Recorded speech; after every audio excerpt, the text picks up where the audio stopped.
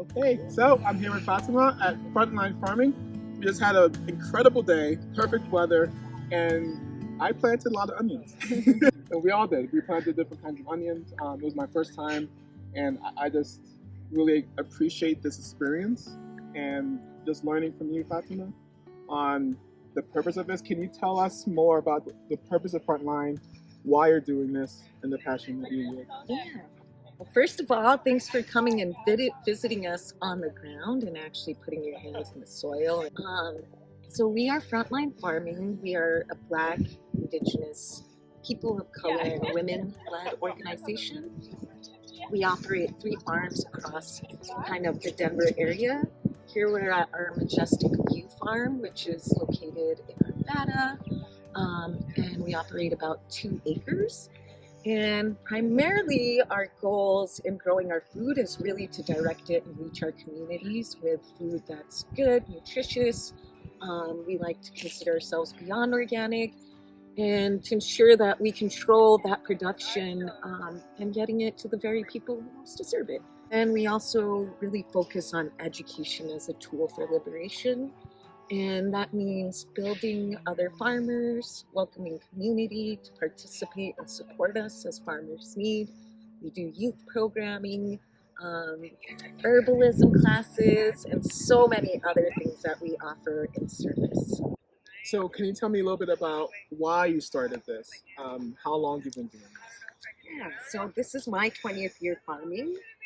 And let's see, I was born in Denver on the west side. My family is actually from Ethiopia and Yemen, and I grew up in Ethiopia. When the war ended, my family actually went back.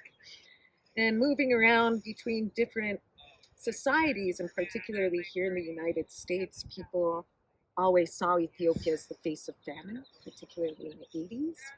And so I was always inspired and motivated to try to understand how could a country that is so topographically rich, some of the lowest points on earth, some of the highest, a land of 13 months of sunshine, become the face of starvation.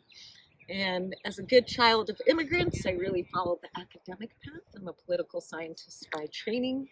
And one of the things I realized was that the very communities that I'm a part of here are suffering some of those very worst conditions.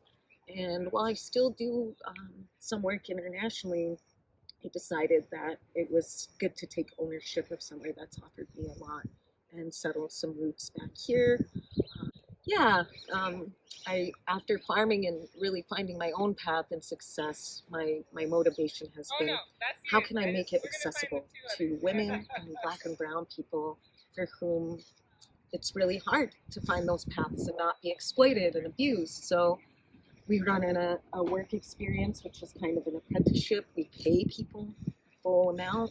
We give people, all of our farmers and even work experience people, insurance. Wow. So you're fighting the good fight out here, doing good work in Arvada on the food injustice side of things. What do you think the state is of food in Colorado, and how can it be changed? What can we do legislatively to improve the state of food? Well, one of the big things we work on at Frontline is supporting agriculture workers across the state, 60 to 70% of whom are people of color. And the history of food in the United States is rooted in oppression from people enslaved and brought from Africa, from whom our profits really allowed this economy to continue. So I bring that up to say I think it's important in food work to recognize how hard the labor is, how much sacrifices people make to do that work. And one of the saddest things, as Cesar Chavez said long ago, is that those who grow our food are the people who are going most hungry in our nation. And so when we think about changing wages and collecting data that doesn't exist on restaurant workers, ag workers, these people who are invisibilized, I think that one of the things that we deal with as people of color is often when people talk about food, they synonymize us with poverty or receiving benefits and food aid, but they don't really synonymize us with growing and bringing food and providing for this nation.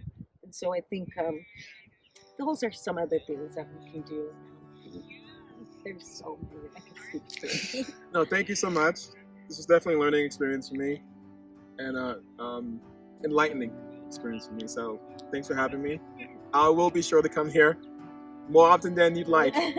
I'm gonna mess up all the onion stuff, but I think I can grow an onion now really well. Awesome. So thank you for that. You can go to our website, frontlinefarming.org, and we have weekly volunteer days, so many volunteer events, and we really, while we're here farming, this is about space making, and we really do welcome the community. As scary as it might be to approach a farm, we're here to make that connection as well.